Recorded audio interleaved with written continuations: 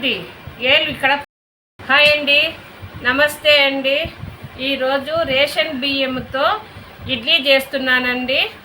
ఇది దోశ పిండి అయినా చేసుకోవచ్చు, ఇడ్లీ అయినా చేసుకోవచ్చు.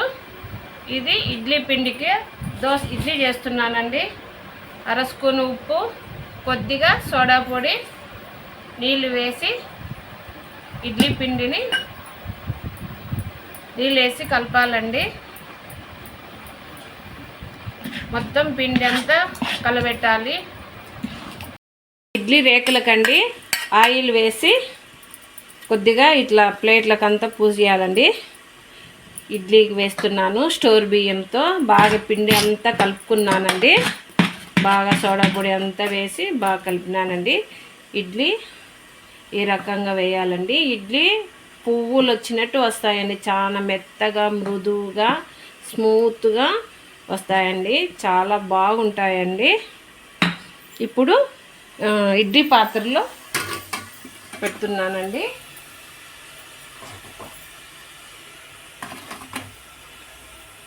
ఇవి ఒక 20 నిమిషాలు ఇడ్లీ అండి.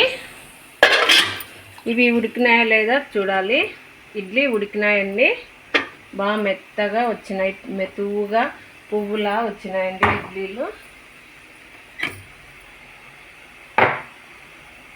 స్మూత్గా మెత్తగా బాగుంటాయండి. స్టోర్ బియ్యంతో మెతువుగా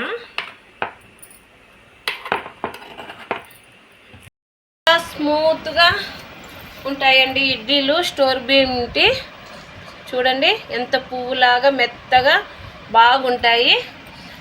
చట్నీ, పప్పల చట్నీ, ఎర్రకారం అండి. చాలా టేస్టీగా ఉంటుందండి. మీరు కూడా స్టోర్ బియ్యంతో ఇడ్లీ చేయండి, చాలా టేస్టీగా ఉంటుంది. చాలా సింపుల్ అండి ప్రాసెస్.